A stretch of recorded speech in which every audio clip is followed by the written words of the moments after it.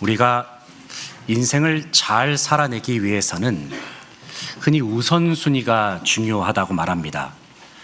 사람은 연약하고 또 부족하기 때문에 주어진 모든 일들을 다 온전히 감당한다는 그것은 불가능한 일입니다. 왜냐하면 사람이 가지고 있는 능력 자체가 한계가 있기 때문입니다. 가지고 있는 자원도 한계가 있고 또 주어진 삶의 환경도 다 제한적입니다. 사람이 가지고 있는 재능이라고 하는 이것도 마음껏 모두 다 활용할 수가 없습니다. 내가 가지고 있는 에너지, 또 내가 가지고 있는 집중력도 이것도 다 마찬가지로 한계가 있기 때문에 주어진 일들을 하나도 빠짐없이 온전히 빠짐없이 해낸다고 하는 이것은 우리의 삶에 있어서 불가능한 영역에 가깝습니다. 그래서 우리의 인생에 있어서 정말로 나에게 중요한 것이 무엇인가, 이 사실을 우리가 기억하면서 우선순위를 우리가 설정하면서 살아가는 것은 우리의 삶에 있어서 매우 중요한 부분이라고 이야기를 합니다. 미국의 제34대 대통령을 지내셨던 이 아이젠하워 대통령이라는 분이 계십니다. 이분은 시간 관리로 아주 잘 알려져 있는 분이신데, 이분이 이런 말을 했다고 합니다. 중요한 일은 거의 긴급하지 않고 긴급한 일은 거의 중요하지 않다, 이렇게 말을 했습니다. 이 말이 의미한 바가 무엇인지를 곰곰이 생각해 보게 되면 당장에 내 삶을 들들 볶는 이 급한 일에 우리의 삶이 끌려다녀서는 안 된다라는 것이죠. 정말로 중요한 것이 무엇인지를 우리가 깊이 생각하는 가운데 우선순위를 잘 정하면서 살아가는 것이 중요하다고 하는 것입니다. 중요한 것은 긴급한 일을 따라가는 것이 아니라 우리의 삶을 진정으로 변화시키는 중요한 일을 선택하면서 결정하면서 살아갈 것을 이 아이젠하워 대통령이 이야기를 했습니다. 몇 년 전에, 아주 오래전에 베스트셀러였었는데 성공하는 사람들의 7가지 습관이라는 책이 있습니다. 이 책이 미국의 경영 컨설턴트로 알려진 스티븐 코비 박사님이라는 분이 이 책을 저술을 했는데, 이분이 이 책에서 아이젠하워 매트릭스라는 개념을 소개를 했습니다. 아이젠하워 매트릭스가 이 아이젠하워 대통령이 이야기했던 2가지 개념, 하나는 긴급성이고 또 하나는 중요성이죠. 이 긴급성과 중요성이라는 이 2가지 개념을 가지고 우리의 인생 속에서 무엇을 우선순위로 여기면서 살아가야 하는가, 이것을 4가지 범주로 나눠서 소개한 개념이 아이젠하워 매트릭스입니다. 이 아이젠하워 매트릭스에서 이제 첫 번째 범주에 속하는 것이 무엇이냐면, 한마디로 말해서 긴급하면서도 중요한 일이 있다는 것이죠. 첫 번째 범주가 긴급하면서도 중요한 일입니다. 긴급한 것은 굳이 우리가 우선순위로 여기지 않아도 중요한 일이기 때문에 이것은 우리가 어떻게든 해야 하는 일입니다. 묻지도 말고 따지지도 말고 그저 긴급하면서 중요한 일은 어떻게든 해내야 하는 일인 것이죠. 2번째의 범주는 긴급하지는 않지만 중요한 일입니다. 긴급하지 않기 때문에 당장에 이것을 하지 않는다고 해서 우리의 인생에 그렇게 큰 일이 벌어지진 않습니다. 하지만 우리의 인생의 중요한 방향을 결정하고 또 우리의 성공을 좌우하는, 또 우리의 삶의 질을 좌우하는 것은 대부분 긴급하진 않지만 중요한 범주 속에 포함되어 있다는 것이죠. 그래서 아이젠하워 매트릭스에서는 우리는 바로 여기에 우선순위를 둬야 한다는 것입니다. 긴급하진 않지만 중요한 일을 우선순위로 여길 때에 우리의 삶의 방향을 올바르게 걸어 나아갈 수가 있다, 이렇게 말하고 있습니다. 3번째 범주는 긴급하긴 합니다. 하지만 중요하진 않습니다. 긴급하기 때문에 우리의 삶에 긴급한 일처럼 뭔가 다가와서 우리의 마음속에 조급함을 줍니다. 뭔가 상황과 환경에 따라서 우리의 마음속에 조급함을 주는 모든 일상의 일들이 어쩌면 긴급하면서도 중요하지 않은 일일 수 있습니다. 이런 일들이 우리의 삶 속에 다가올 때에는 과감하게 나만의 시간을 확보할 것을 이야기하고 있습니다. 마지막으로는 긴급하지 않습니다. 그런데 중요하지도 않습니다.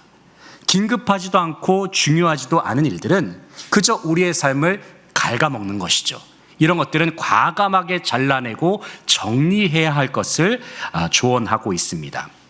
이것이 주는 메시지가 무엇일까요? 아이젠하워 매트릭스에서 우리에게 던져주는 중요한 시사점은 바로 우리의 인생 속에서 때로는 급해 보이지 않는다 할지라도 정말로 중요한 일들을 우리의 삶 속에서 우선순위로 여기면서 살아야 한다는 것입니다. 그래야만 우리의 삶의 기초가 탄탄해질 수 있고 우리는 올바른 인생의 길을 걸어갈 수가 있다는 것이죠. 우리의 신앙생활은 어디에 속할까요? 우리의 신앙생활은 대부분 긴급하지는 않지만 중요한 일에 속하는 것처럼 보입니다. 여러분, 예배 한번 빠진다고 해서 우리의 인생에 큰 일이 일어나겠습니까? 예배 한번 빠진다고 해서 하나님께서 우리를 막 벌 주시거나 우리를 혼내시는 그런 분은 아니지 않습니까? 우리가 기도 한번 드리지 않는다고 해서, 말씀 한번 우리가 안 읽었다고 해서 우리의 삶 속에 뭔가 다이나믹한 그러한 위기가 우리에게 다가오지는 않는 것처럼 보입니다. 하지만 그럼에도 불구하고 우리는 우리의 신앙생활, 믿음 생활이 우리의 삶 속에서 얼마나 중요한지를 우리는 너무나도 잘 알고 있습니다. 왜 그렇습니까? 우리의 우선순위, 우리의 신앙생활과 영적인 생활을 우선순위로 둘 때에 그것이 우리의 삶을 좌우할 수가 있고 우리의 인생의 성공을 좌우할 수가 있기 때문에 그렇습니다. 특별히 우리가 영적인 생활을 우선순위로 두게 될 때에 하나님의 결정적인 승리를 우리의 삶 속에서 경험할 수가 있기 때문에 우리는 주어진 모든 삶의 현실 가운데에서 우리가 하나님을 우선순위로 두면서 우리가 신앙생활을 우리가 해나가야 함을 생각하게 됩니다. 우리가 지난날의 역사 속에서 이스라엘 백성들의 삶을 돌이켜보게 되면은 그들의 삶은 물론 하나님을 우선순위로 뒀던 여러 믿음의 조상들도 있었지만 그들의 삶의 대부분은 하나님을 우선순위로 여기지 않으면서 그렇게 살아왔다는 것을 알 수 있습니다. 하나님을 우선순위로 여기지 않았던 그 결과 그들은 우상 숭배의 길로 빠져버리고 말았습니다. 그 결과 그들은 멸망을 당하고 말았고 그들은 그들의 삶 속에서 죽음의 이 늪으로 점점 빠져들고 말았던 것이죠. 더 이상 이제는 돌이킬 수 없는 지경에 이르렀을 때에 나라는 결국에는 멸망을 경험하게 됩니다. 북이스라엘뿐만이 아니라 남유다까지도 이방 민족들에 의해서 하나님의 심판으로 말미암아 멸망을 당하는 것을 볼 수가 있습니다. 북이스라엘 백성들은 뿔뿔이 흩어지고 말았습니다. 또 남유다 백성들의 그 삶의 중심에 자리 잡고 있었던 성전이 파괴돼 버렸습니다. 그뿐만 아니라 남유다 백성들 대부분이 바벨론의 포로로 끌려가 버리고 말았다는 것이죠. 그들의 삶은 완전히 폐허가 돼 버렸고 완전히 잿더미로 변해 버렸다는 것입니다. 그러나 하나님께서는 에스겔 선지자를 통해서 주님께서 희망의 메시지와 또 소망의 메시지를 전하시는 것을 볼 수가 있습니다. 주님께서 전해주신 그 말씀은 바로 이스라엘을 다시금 회복시키시겠다는 말씀입니다. 하나님께서 이스라엘을 회복시키겠다 말씀하셨습니다. 그리고 이스라엘의 땅 가운데, 회복될 이스라엘의 땅 가운데 하나님께서 성전을 다시 세우시겠다. 그런데 하나님께서 새롭게 세우실 성전은 결코 이전과 같은 모양으로 주님께서 세우시는 것이 아니라 새로운 모습의 성전으로, 새로운 형태의 성전을 그들 가운데 허락하시겠다 말씀하십니다. 그런데 하나님께서 회복을 말씀하실 때에는 그저 하나님께서 아무렇게나 회복을 이루시는 것이 아니라는 것을 알 수가 있습니다. 하나님께서 회복을 이루실 때에는 분명한 질서가 있었고 거기에는 분명한 하나님의 우선순위가 있었음을 우리는 발견하게 됩니다. 하나님은 어떤 분이십니까? 우리 하나님은 질서의 하나님이 되십니다. 하나님은 질서를 중요하게 생각하십니다. 여러분, 천지 만물이 어떻게 지어졌는지를 한번 생각해 보시기 바랍니다. 하나님께서 사람을 먼저 만드셨습니까? 그렇지가 않습니다. 하나님께서는 빛을 만드셨고 궁창을 만드셨고 땅을 만드셨고 모든 것이 다 하나님의 질서와 순서에 따라서 모든 천지 만물을 창조하신 그 다음에 가장 마지막으로 최종적으로 사람을 지으셨음을 우리는 생각하게 됩니다. 하나님은 질서에 따라서, 순서에 따라서, 우선순위에 따라서 하나님께서 온 천지 만물을 창조하셨음을 생각하게 됩니다. 하나님은 질서의 하나님이시고 우선순위를 중요하게 여기시는 하나님 되시는데, 특별히 하나님께서는 자기 백성에게도 마찬가지로, 하나님의 백성에게도 마찬가지로 질서를 하나님께서 지키라 말씀하시면서 우선순위를 늘 삶의 우선순위로, 또 삶의 중심에 두면서 살 것을 명하고 계십니다. 우리는 오늘 본 말씀을 통해서 하나님의 질서와 또 하나님의 우선순위를 우리는 함께 살펴보게 될 것입니다. 특별히 하나님께서 중요하시는 그 질서와 우선순위를 우리의 삶에 올바르게 세워 나아가서 하나님께서 우리에게 이루고자 하시는 놀라운 회복의 은혜를 다 함께 경험할 수 있는 저와 여러분 되시기를 소망합니다. 먼저는 하나님을 우리의 모든 삶 속에 우선순위로 모셔야 합니다. 하나님을 우리의 모든 삶 속에 우선순위로 모셔야 한다는 것입니다. 본문 1절 말씀 같이 한번 읽어보겠습니다. 너희는 제비 뽑아 땅을 나누어 기업으로 삼을 때에 한 구역을 거룩한 땅으로 삼아 여호와께 예물로 드릴지니 그 길이는 25,000척이요 너비는 10,000척이라. 그 구역 안 전부가 거룩하리라. 아멘.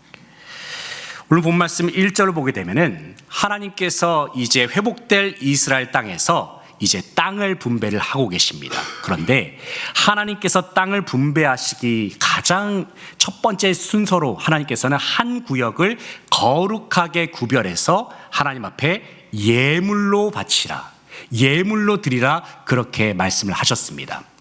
여러분, 여기서 예물이라는 단어가 매우 중요합니다. 여기서 예물이라고 하는 것은 모든 것들 중에서 하나님의 것을 철저하게 구별하여서 들어올리는 방식으로 하나님 앞에 바치는 것이 바로 예물이라는 그 의미 속에 포함이 되어 있습니다. 하나님께서 이스라엘의 땅 중에서 하나님의 것을 구별하여서 들어올리는 방식으로 하나님 앞에 예물을 올려드려라, 그렇게 말씀하고 있는데, 여기서 중요한 순서가 있습니다. 하나님께서 이스라엘 백성들에게 땅을 분배하실 때에 12지파의 땅을 먼저 분배하신 다음에 남은 땅을 하나님께서 취하신 것이 아니라 누구 땅을 하나님께서 먼저 정하셨습니까? 하나님의 거룩한 구역을 먼저 설정하셨다는 겁니다. 먼저 하나님의 구역을 설정하신 그 다음에 그 중심에 하나님께서 성전을 세우시겠다 말씀하시는 것이죠. 이와 같은 과정과 순서를 생각할 때에 우리는 하나님께서 하나님을 모든 삶의 자리 가운데 우선순위로 여기고 하나님을 모든 삶의 자리 가운데 중심에 두는 것을 원하신다는 사실을 우리는 여기서 확인할 수가 있습니다.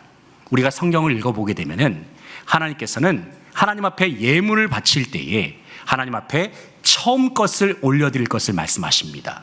사람이나 짐승이나 할 것 없이 처음 난 것을 하나님 앞에 드리라 말씀하고 있죠. 여기서 처음 난 것은 가장 귀한 것을 의미하는 것이기도 합니다. 레위기에서도 제사 규례를 보게 되면은 하나님 앞에 열매를 통해서 제물을 바칠 때에도 마찬가지로 두 번째 열매, 세 번째 열매를 하나님께 드리라 말씀하지 않으셨습니다. 하나님께 올려드리는 무슨 열매입니까? 첫 열매를 드리라 주님께서 말씀하고 계십니다. 또 하나님께서 마태복음 6장 33절에서 우리에게 이런 말씀을 전해주시죠. 예수님께서 너희는 먼저 그의 나라와 그의 의를 구하라 말씀하십니다. 여기서 그의 나라와 그의 의를 먼저 구하라 말씀하세요. 여기서 먼저라고 하는 것은 시간적인 우선순위를 말하는 것이 아니라 중요도의 우선순위를 말하는 것입니다. 다시 말해서 우리의 삶의 모든 자리 가운데에서 하나님의 나라를 가장 중요하게 생각해야 하고 하나님의 의를 가장 우선적으로 생각해야 한다는 사실을 우리에게 말씀하십니다. 한번 여러분의 삶 속에 여러 가지 우선순위가 있지 않으시겠습니까?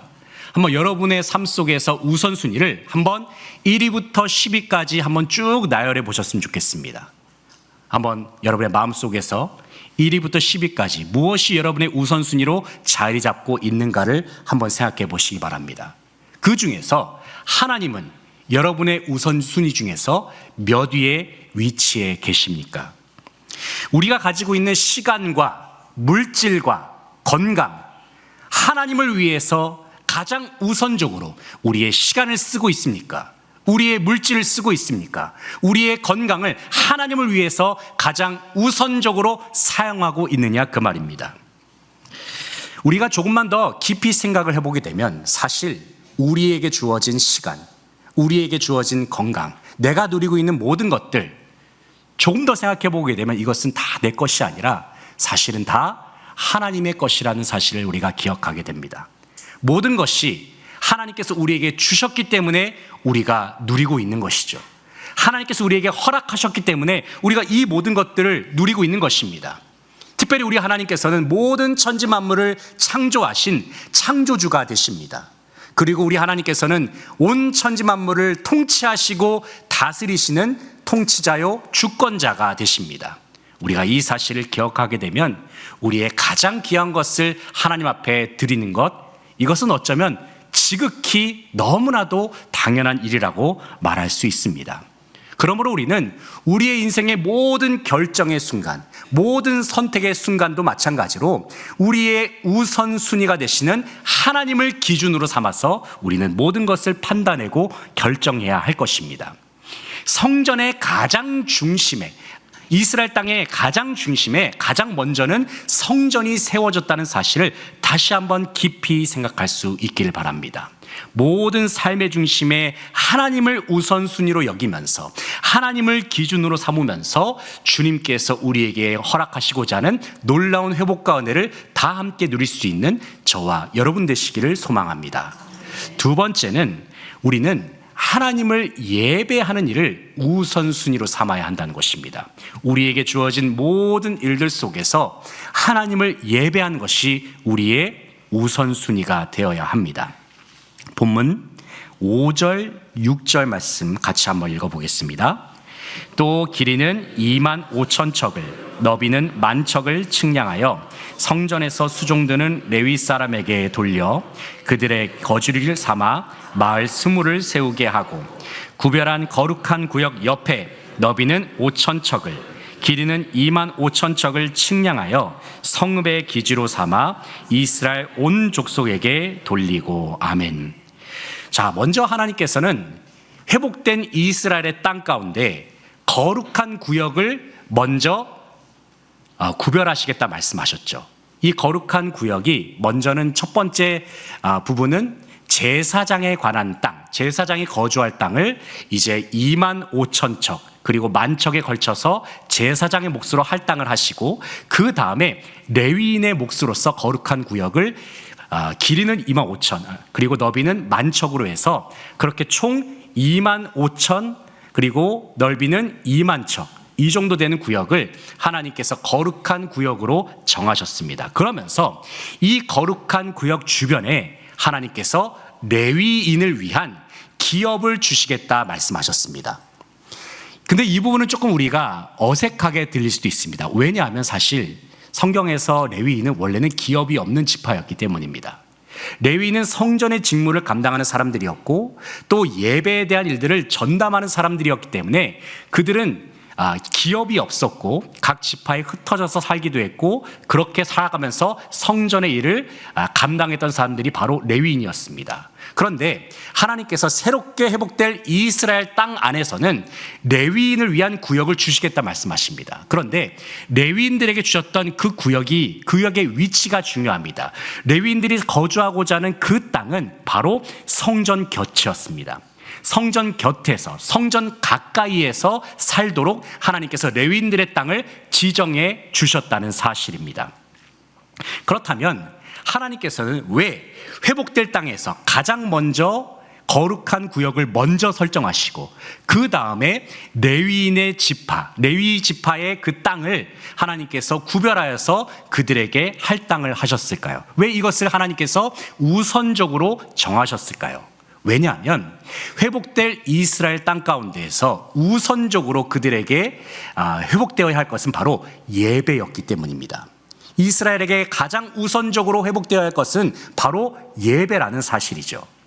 사실 나라가 멸망당한 다음에 이스라엘의 현실을 우리가 한번 상상해 보게 되면 참 아무것도 없는 폐허가 돼버린 그와 같은 땅의 모습입니다. 그들이 그와 같은 멸망을 경험한 땅에서 그들이 재건해야 될 것이 얼마나 많이 있겠습니까? 집이 없기 때문에 집도 새로 지어야 합니다. 또 그 속에 성전도 다시 지어야 되고 그 가운데에서 또 그들이 살아갈 또 여러 가지 힘도 길러내야 합니다. 경제도 돌아가지 않기 때문에 경제도 살려야 하고 수많은 이방 민족들의 침공에 대비해서 군사력도 길러야 합니다. 그런데 이와 같이 수많은 일들 중에서 하나님께서는 가장 우선적으로 이스라엘 백성들이 예배를 회복할 것을 말씀하고 계십니다. 앞서 우리의 삶 속에서 무엇을 우선순위로 여기면서 사느냐에 따라서 우리의 인생의 방향이 결정된다고 말씀을 드렸습니다. 만약에 우리의 삶 속에서 예배를 우리의 삶의 우선순위로 여기게 된다면 그때부터 우리의 삶은 어떻게 되겠습니까? 그때부터 우리는 하나님 중심으로 살아가게 되는 것입니다. 하나님께서 우리의 삶을 이끄시고 하나님께서 우리의 삶을 인도하시는 그와 같은 삶의 방향으로 나아가게 된다는 것입니다. 반대로 우리의 삶에서 예배가 우선순위가 아니라 다른 것들이 우선순위로 자리 잡게 된다면 그때부터 우리의 신앙은 흔들리게 되어 있습니다. 아니, 신앙뿐만이 아니라 우리의 인생 전체가 흔들릴 수도 있다라고 하는 것입니다. 우리가 예배를 우선순위로 여길 때에 우리의 삶은 하나님께서 기뻐하시는 삶의 방향으로 곧바로 걸어 나갈 수가 있다라고 하는 것이죠. 지난날의 역사 속에서 이스라엘 백성들이 왜 멸망을 경험했는가? 우리가 이 부분을 생각해 보게 되면 그들의 삶 속에서 예배가 우선순위에서 제외가 되어버렸기 때문입니다. 하나님이 우선순위가 아니고 하나님을 예배하는 것이 더 이상 우선순위가 아니게 돼버려서 그들의 마음 속에는 이제는 하나님을 사랑하는 마음이 점점 희미해져 갔습니다. 그들의 마음 속에는 어느새부턴가 우상이 들어차기 시작했습니다. 그들의 마음 속에는 세속적인 마음과 세속적인 가치가 그들의 마음 속에 자리 잡기 시작했다라고 하는 것이죠. 하지만 그럼에도 불구하고 하나님께서는 이스라엘 백성들에게 다시금 예배의 자리로 돌아와라 말씀하고 계십니다. 다시금 그들의 삶 속에서 잃어버렸던 첫사랑을 회복할 것을 말씀하십니다. 하나님을 예배할 때에 온 마음과 뜻과 정성을 다하여서 전심으로 하나님만을 찬양하고 주님만을 예배할 것을 말씀하십니다. 우리는 지금 성지교회 예배당에서 본당에서 우리는 지금 주일 예배를 드리고 있습니다. 그런데 우리의 예배는 단순히 이곳에서만 드리는 주일 예배로 끝나서는 안 됩니다. 우리의 예배는 반드시 삶의 자리로까지 이어지는 것이죠.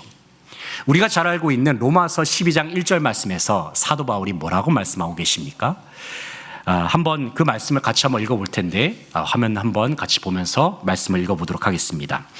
그러므로 형제들아, 내가 하나님의 모든 자비하심으로 너희를 권하노니 너희 몸을 하나님이 기뻐하시는 거룩한 산제물로 드리라.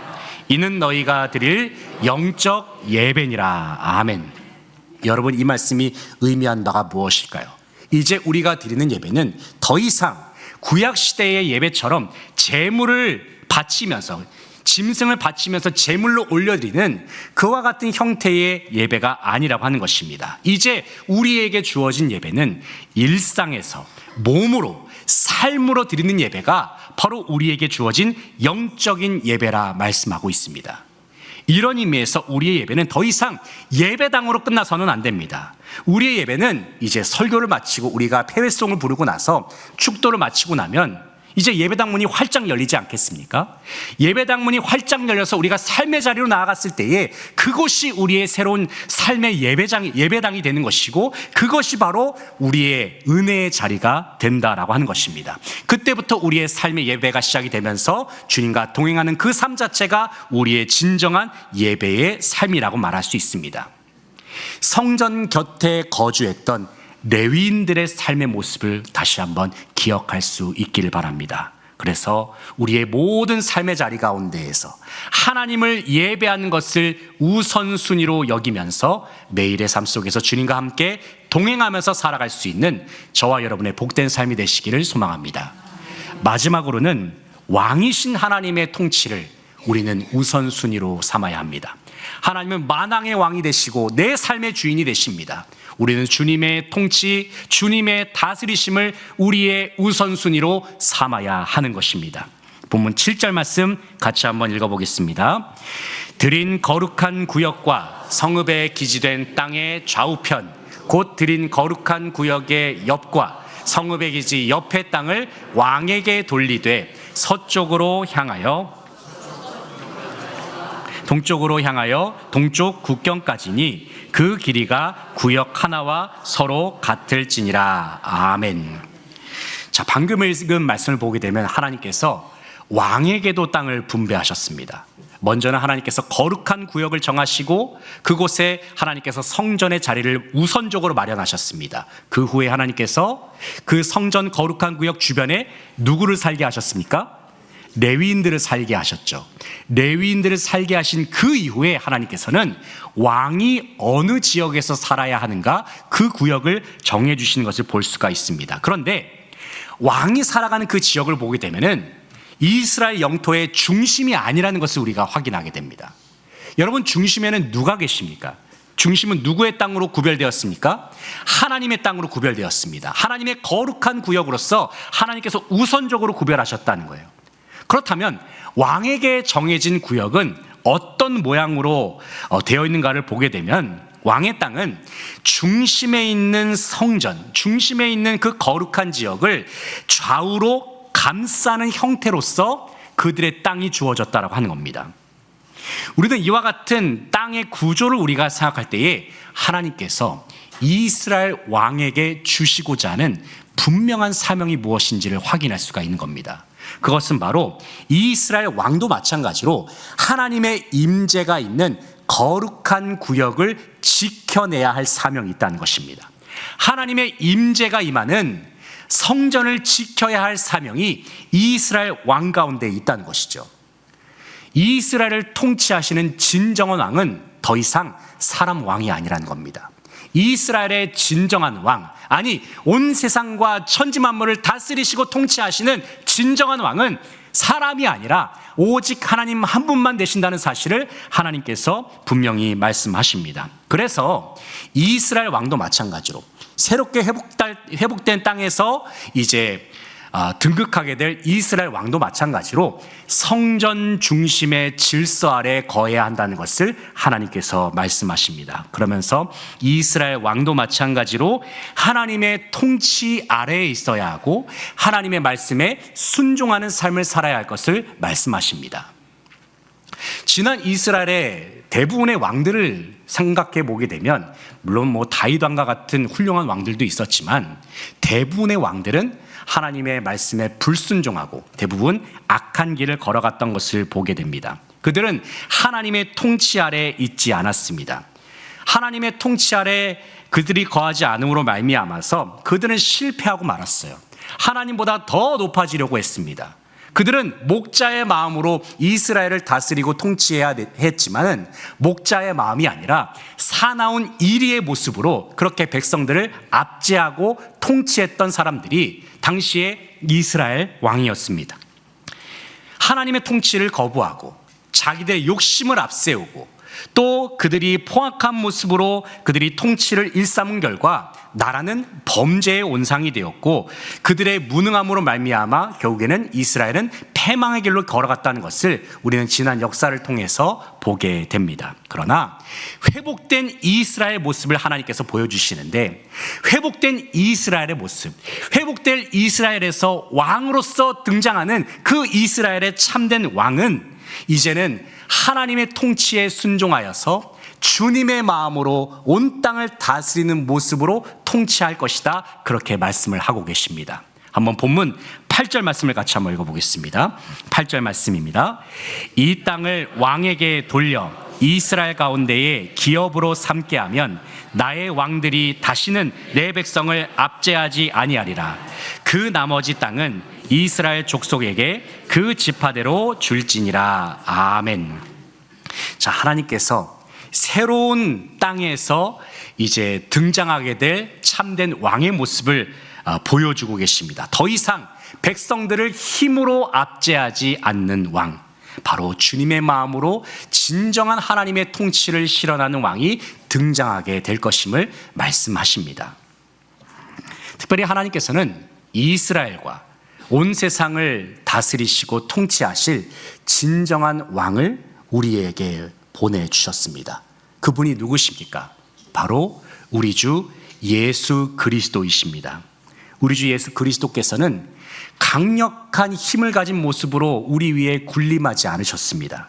예수 그리스도께서는 우리를 섬기시는 모습으로 이 땅에 오셨죠. 특별히 십자가에서 보배로운 피를 흘리시면서까지 우리를 구원하시기 위해서 가장 낮아질 대로 낮아진 모습으로 우리를 섬겨주신 왕이 바로 우리 주 예수 그리스도이십니다. 십자가상에서 주님께서는 모진 고통과 고난을 감내하셨습니다. 모든 수치와 부끄러움과 모든 모욕을 주님께서는 기꺼이 감내내셨습니다.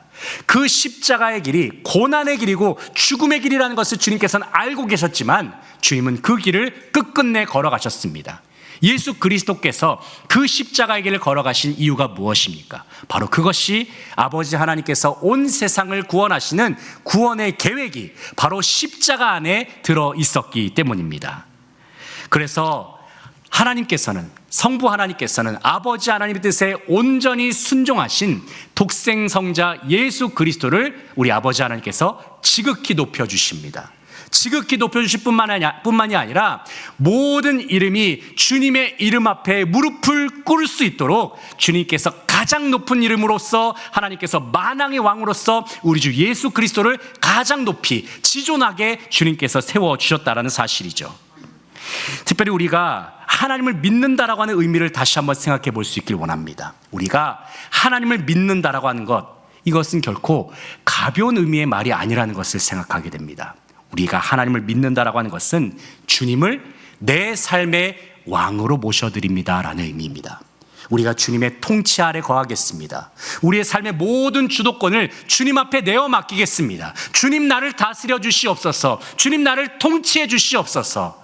우리의 모든 삶의 통치와 주도권을 주님 앞에 내어드리면서 주님께 순종하면서 주님과 동행하면서 살겠습니다. 바로 이것이 우리가 하나님을 믿는다라고 하는 우리의 고백 속에 들어있는 의미입니다. 간절히 바라옵기는 우리가 진정 우리의 모든 삶 속에서 우리의 왕 되시는 하나님의 통치를 우선순위로 여길 수 있는 저와 여러분 되시기를 소망합니다. 우리의 삶 속에 하나님의 통치가 임할 때에 하나님의 뜻이 우리의 삶 속에 온전히 이루어지게 될 줄로 믿습니다. 하나님의 통치 아래 거함으로 말미암아서 우리의 삶 속에 진정한 질서가 세워지고 하나님께서 기뻐하시는 올바른 삶의 방향으로 나아갈 수 있는 저와 여러분의 복된 삶이 되시기를 소망합니다. 이제 말씀을 정리하겠습니다. 사랑하는 성도 여러분, 하나님께서는 이 시간 우리의 삶 속에 진짜로 중요한 우선순위가 무엇인지를 우리에게 질문하십니다. 진짜 중요한 우선순위가 누구인가? 우리는 진정 그 우선순위를 제대로 선택하면서 살아가고 있는가? 우리에게 질문하시고 도전하십니다. 다른 그 무엇보다도 우리 하나님을 우리의 삶의 우선순위로 여기면서 살아갈 수 있는 저와 여러분 되시길 소망합니다. 하나님을 예배하는 일을 우선순위로 여기면서 살아갈 수 있기를 바랍니다. 우리의 왕 되시는 하나님의 통치 아래 거하면서 하나님의 통치와 하나님의 다스리심을 우리의 삶의 우선순위로 여기면서 살아갈 수 있기를 바랍니다. 우리의 삶 속에 주님을 우선순위로 삼게 되면 그때부터 우리의 삶은 어떤 일에도 흔들리지 않습니다. 주님이 우리의 삶을 붙들어 주시기 때문입니다. 주님이 우리의 모든 삶 속에서 역사하여 주시기 때문입니다. 이 시간 주님께서 명하신 우선순위, 주님께서 명하신 질서를 우리가 다시 한번 기억하는 가운데 주님께서 약속하신 놀라운 회복의 은혜가 저와 여러분의 모든 삶 속에 충만하게 임하는 역사가 함께 하시기를 간절히 바라고 소망합니다. 기도하시겠습니다. 아버지 하나님, 참으로 감사를 드립니다. 오늘 주일을 보내면서 주님의 전에 나와 함께 우리 성지교회 귀한 성도님들과 함께 예배할 수 있는 은혜를 허락하여 주시니 참으로 감사를 드립니다. 아버지 하나님, 저희들이 지난날의 삶을 돌아볼 때에 우리는 과연 하나님을 매 순간 우선순위로 여기면서 살아왔는가를 되짚어 봅니다. 주님 이 시간 다시 한번 우리의 삶을 조율하는 시간이 되게 하시고 하나님을 향하여서 우리의 얼굴을 돌리는 시간, 우리의 중심 가운데 하나님을 다시금 모셔드리는 시간이 되게 하여 주시옵소서. 하나님이 나의 우선순위가 되십니다. 하나님이 나의 모든 것 되십니다라는 고백과 결단이 이 시간 우리의 심령 속에 충만할 수 있기를 소망합니다. 그래서 우리의 우선순위가 되시는 하나님이 우리의 삶을 만지시고 이끌어 가실 때에 우리의 삶 속에 허락하시는 주님의 놀라운 회복의 은혜가 임하도록 주님께서 언제나 함께 하시고 인도하여 주시기를 간절히 바라고 소원하오며 예수 그리스도의 이름으로 기도드리옵나이다. 아멘.